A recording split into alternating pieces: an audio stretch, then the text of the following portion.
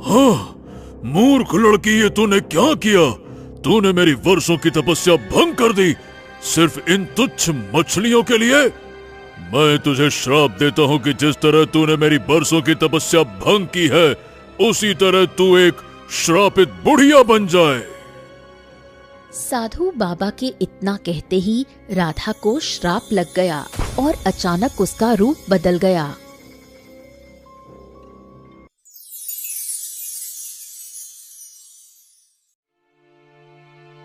बहुत समय पहले की बात है।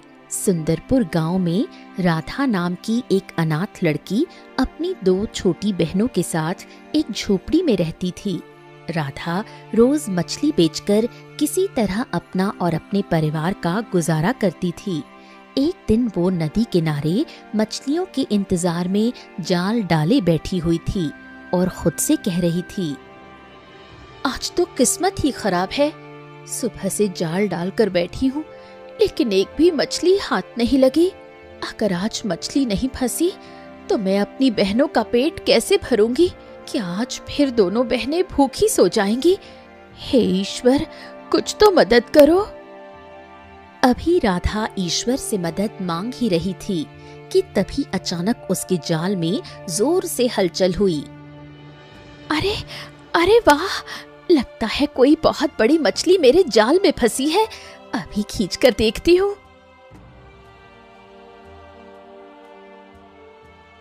ये सोचकर राधा पूरी ताकत से जाल को खींचती है, इस बात से अनजान कि नदी के किनारे एक साधु बाबा अपनी कठोर तपस्या में विलीन थे और अब वो उसके जाल में फंस चुके हैं। अरे ये जाल इतना भारी कैसे हो गया? इसे तो मैं खींच ही नहीं पा रही हूँ। राधा अब अपनी पूरी ताकत लगाकर उस जाल को खींचती है। तभी उसकी नजर जाल में फंसे साधु बाबा पर पड़ी। अरे ये क्या? ये तो साधु बाबा हैं। ये जाल में मछली के साथ साधु बाबा कैसे आ गए? हाँ, मूर्ख लड़की, ये तूने क्या किया? तूने मेरी वर्षों की तपस्या भंग कर दी सिर्फ इन तुच्छ मछलियों के लिए। मैं तुझे श्राप देता हूँ कि जिस तरह तूने मेरी वर्षों की तपस्या भंग की है, उसी तरह तू एक श्रापित बुढ़िया बन जाए।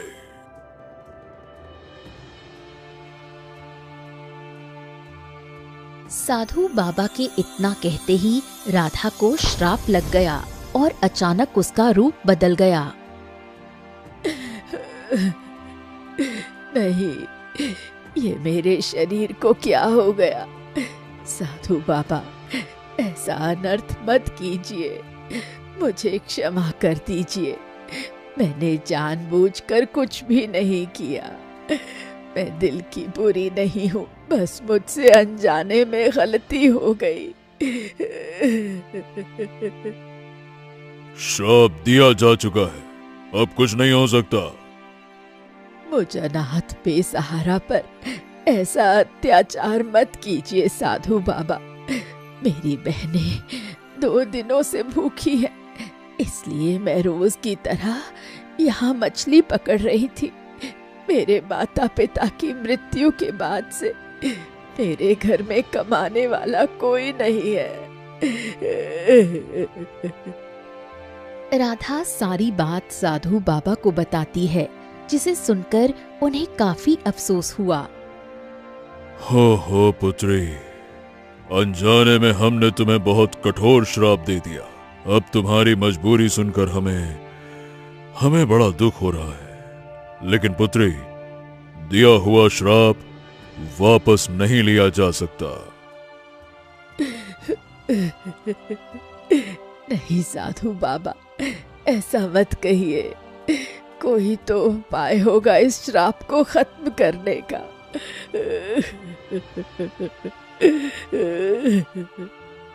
पुत्री, इस श्राप को खत्म करने का बस एक ही उपाय है। तुम्हें तब तक मछली पकड़नी और बेचनी होगी जब तक कि तुझे नदी की एक विचित्र मछली नहीं मिल जाती, और जब तू उस विचित्र मछली का राज जानेगी तभी तू इस श्राप से मुक्त हो पाएगी। पर साधु बाबा, वो मछली मुझे कब और कहाँ मिलेगी? ये हम तुम्हें कैसे बता सकते हैं पुत्री। बस इतना जान लो कि तुझे उसे ढूंढने में चाहे जितने दिन, महीने या साल लग जाए, लेकिन तुझे उसे ढूंढना ही होगा। पर याद रहे, तो इस श्राप के बारे में किसी को नहीं बता सकती, वरना यह श्राप कभी खत्म नहीं होगा।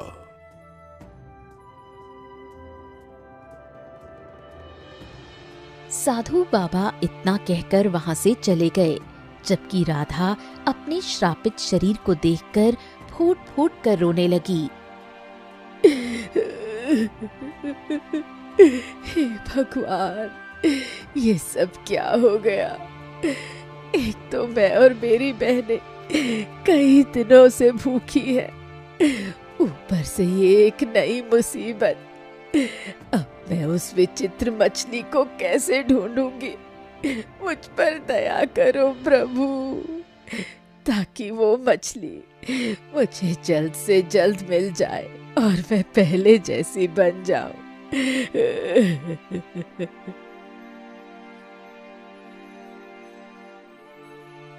अब राधा रोते हुए दोबारा से मछली पकड़ने बैठ गई।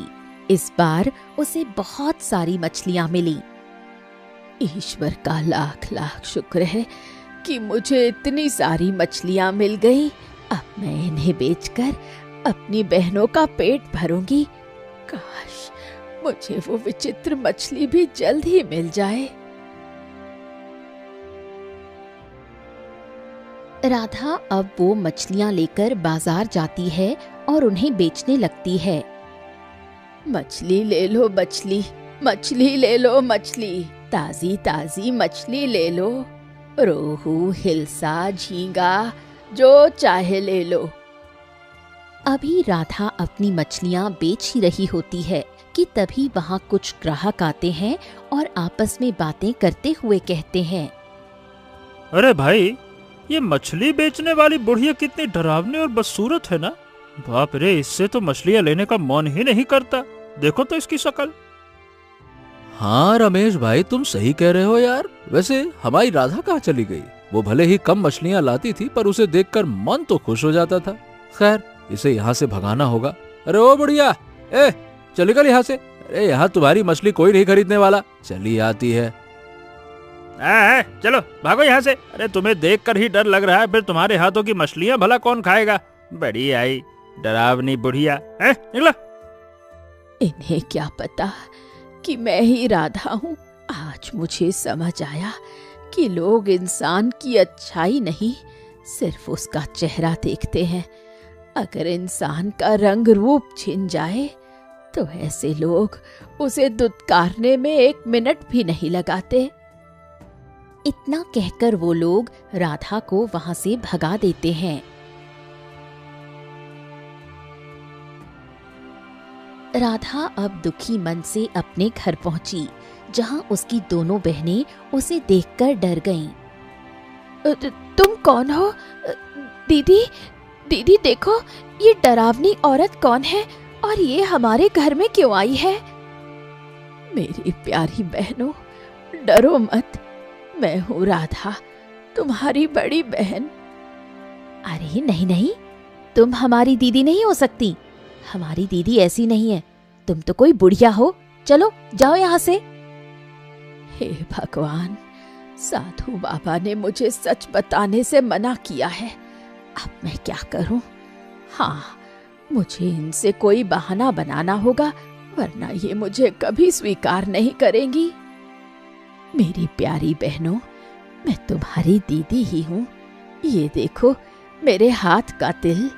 दरअसल नदी में मछली पकड़ते समय मुझे एक विचित्र जल जीव ने काट लिया, जिसकी वजह से मेरा रूप ऐसा हो गया। पर तुम चिंता मत करो, वैद्य जी ने कहा है कि मैं जल्द ही ठीक हो जाऊंगी। राधा के समझाने पर उसकी दोनों बहनें उसकी बात पर विश्वास कर लेती हैं। अगर ऐसी बात है तो ठीक है दीदी, हम तुम्हारी बात मान लेते हैं। हाँ दीदी, हमें बहुत भूख लगी है, कुछ खाने को लाई हो तो दे दो। हाँ हाँ लाई हूं ना, मैं तुम दोनों के लिए ये स्वादिष्ट स्वादिष्ट मछलियाँ लेकर आई हूँ। मैं अभी तुम्हारे लिए मछलियाँ पका कर लाती हूँ, रुको तुम दोनों यहीं। दीदी, हम भी आपके साथ मिलकर मछलियाँ पकाने में हाथ बटाएंगे।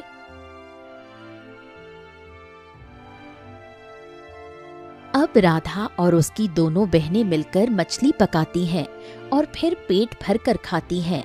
इस तरह कई दिन बीत गए, पर कोई भी राधा की मछली नहीं खरीदता और ना ही उसे वो विचित्र मछली मिलती है। इतने दिन हो गए लेकिन मुझे अभी तक वो विचित्र मछली नहीं मिली। मैं रोज उस विचित्र मछली की तलाश में जाल डालती हूँ लेकिन वो मुझे मिलती ही नहीं। लगता है अब मैं कभी ठीक नहीं हो पाऊंगी। अभी राधा उदासी से ये सोच ही रही होती है कि तभी तेज तूफान आने लगता है। अरे ये इतना तेज तूफान कैसे आने लगा? जल्दी से जाल खींच लेती हूँ, वरना इस तूफान के कारण मैं भी इसी नदी में बह जाऊंगी।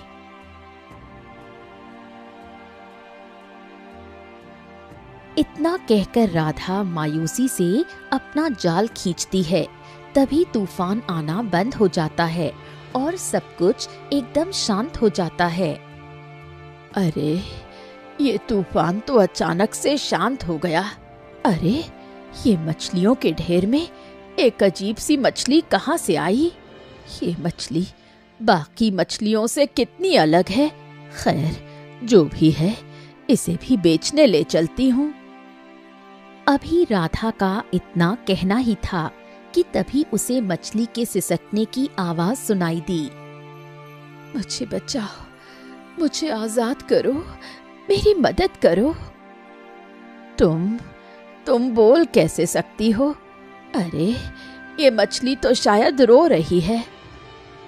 मेरी सहायता करो, मुझे बचा लो, मुझे आजादी चाहिए। तुम कौन हो? क्या तुम वही विचित्र मछली हो जिसकी तलाश में मैं दर दर भटक रही हूँ? हाँ मैं वही हूँ, मुझे आजाद करो, मुझे बचाओ। हाँ मैं तुम्हारी मदद जरूर करूंगी, पर तुम हो कौन? तुम मुझे अपने बारे में बताओ। मेरा नाम कादम्बरी है, मैं कोई मछली नहीं बल्कि इसी राज्य की महारानी हूँ। क्या इसी राज्य की महारानी? पर तुम्हारी ये हालत कैसे हुई? तुम एक मछली कैसे बनी? राधा के पूछने पर वो विचित्र मछली अपने अतीत की कहानी उसे विस्तार से बताती है।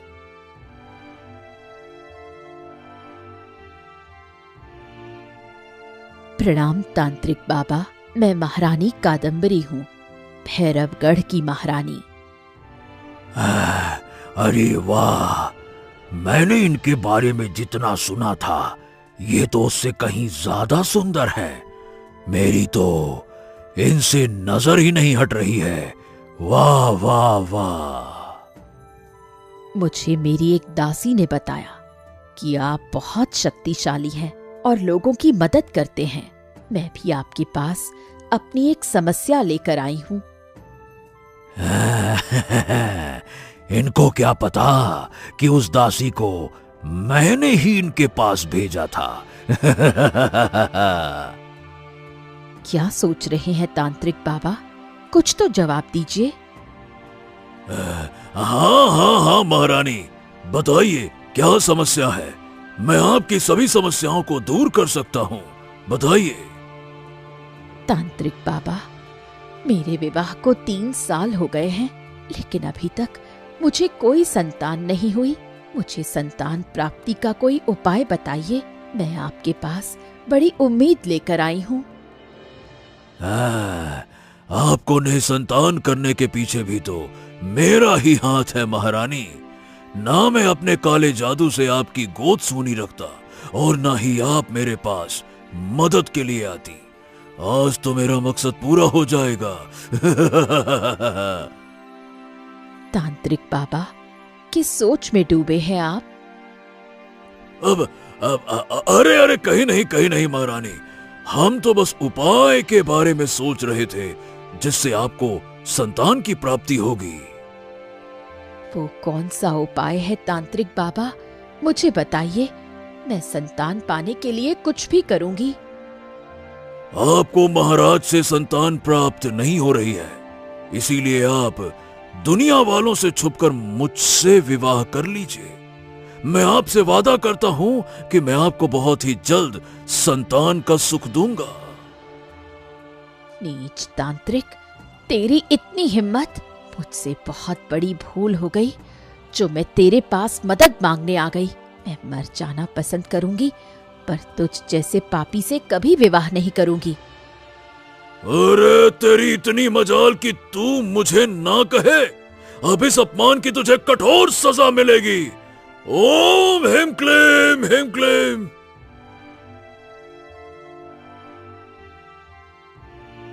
अब तांत्रिक अपनी काली शक्ति से महारानी को एक विचित्र मछली बना देता है और उन्हें नदी में ले जाकर डाल देता है।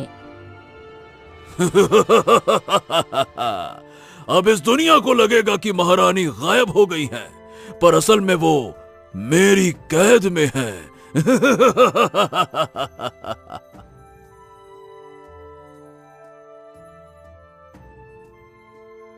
महारानी, आपके साथ तो बहुत अन्याय हुआ है। आप मुझे बताइए कि आपको इस श्राप से मुक्त कराने का क्या उपाय है। मैं आपको इस श्राप से निकालने के लिए कुछ भी करूंगी। मुझे मुक्त कराने के लिए मुझे उस तांत्रिक के पास से मेरी मोतियों की माला वापस लानी होगी। उसने मेरी माला की सहायता से ही मुझे कैद कर लिया था। जब तक वो माला मेरे गले में नहीं आएगी, मैं वापस अपने रूप में नहीं आ पाऊंगी।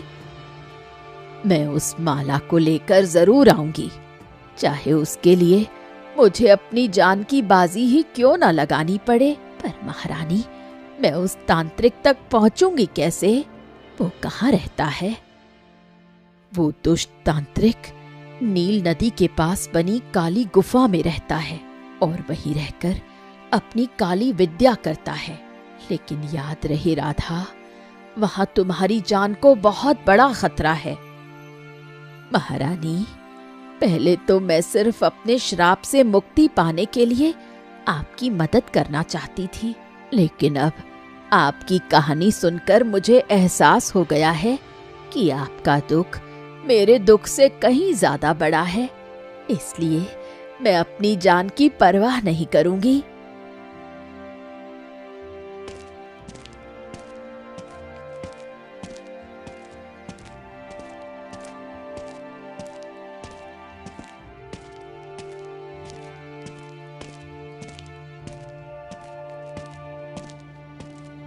राधा इतना कहकर नील नदी की काली गुफा में जाने के लिए निकल पड़ी।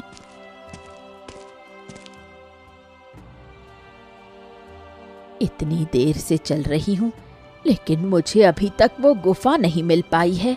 लगता है थोड़ा और आगे जाना होगा।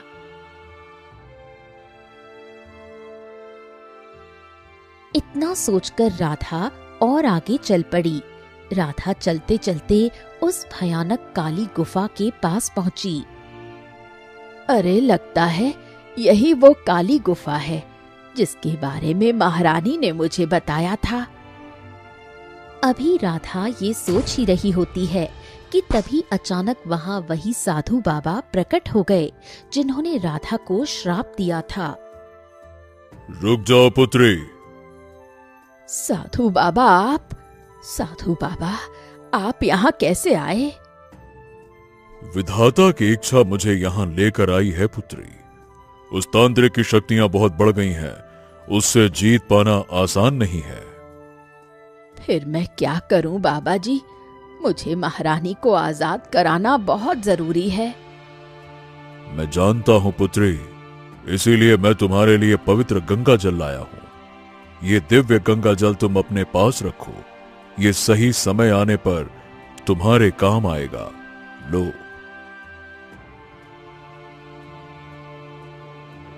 इतना कहकर साधु बाबा गायब हो गए अब राधा गंगा जल लेकर गुफा के अंदर पहुंची, जहां पर वो दुष्ट तांत्रिक अपनी साधना में लीन दिखाई दिया। ओम भीम चामुंडाय नमः। ओम भीम क्रीम चामुंडाय नमः। अब राधा गंगा जल लेकर तांत्रिक की ओर बढ़ी। तभी अचानक तांत्रिक की आंखें खुल गईं।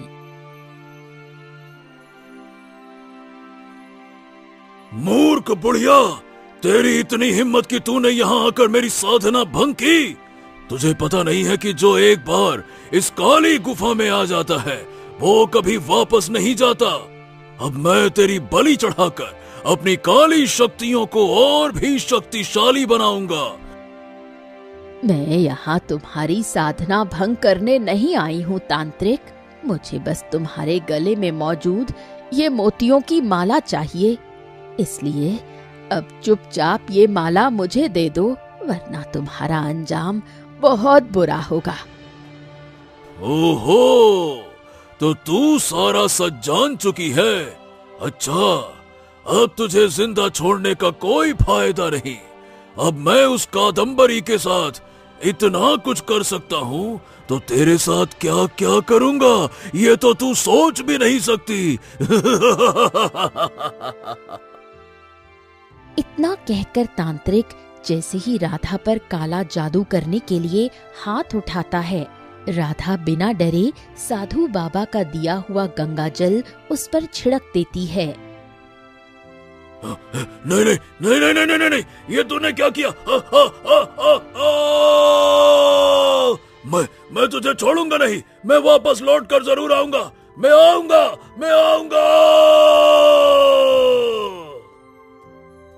गंगा जल पड़ते ही तांत्रिक जलकर खत्म हो जाता है और गायब हो जाता है, जबकि उसके गले की माला जमीन पर गिर जाती है।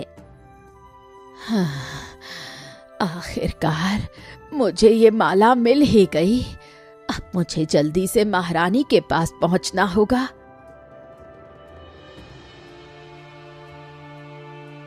राधा अब तेजी से नदी के किनारे पहुंची, जहां वो विचित्र मछली यानी महारानी बेसब्री से उसका इंतजार कर रही थी। तुम आ गई राधा, तुम सुरक्षित वापस आ गई।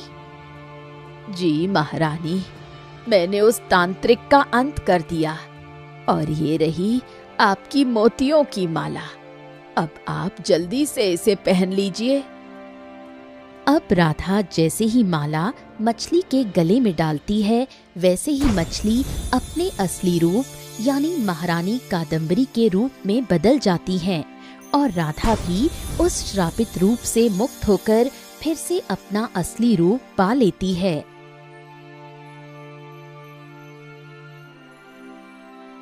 आप ठीक हो गई महारानी।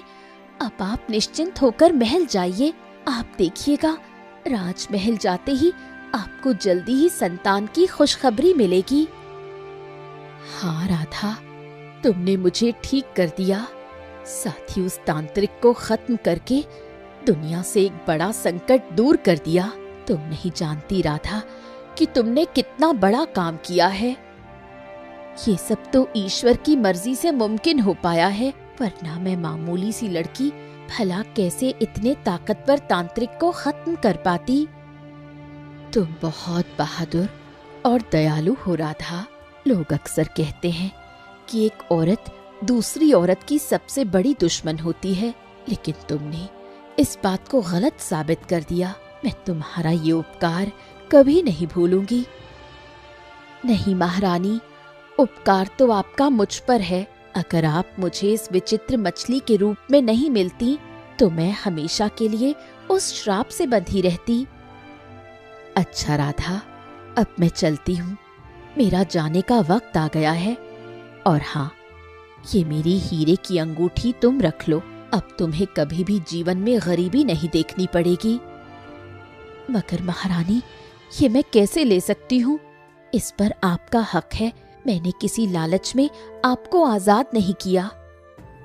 मैं जानती हूँ राधा, और यही तो तुम्हारा बड़प्पन है। मैं तुम्हारी बड़ी बहन की तरह हूँ, इसे अपनी बड़ी बहन का दिया हुआ तोहफा समझकर रख लो। महारानी के बहुत कहने पर राधा वो अंगूठी ले लेती है।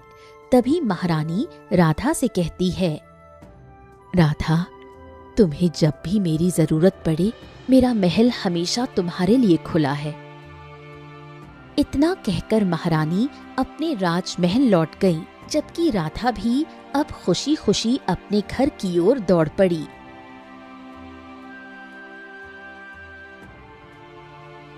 दीदी, तुम ठीक हो गई? तुम तो बिल्कुल पहले जैसी लग रही हो दीदी। हाँ दीदी, एकदम स्वर्ग की अप्सरा। हाँ मेरी बहनों, तुम्हारी दीदी अब ठीक हो गई है। राधा अब जान चुकी थी कि सुंदरता चेहरे में नहीं, बल्कि दूसरों की मदद करने में होती है।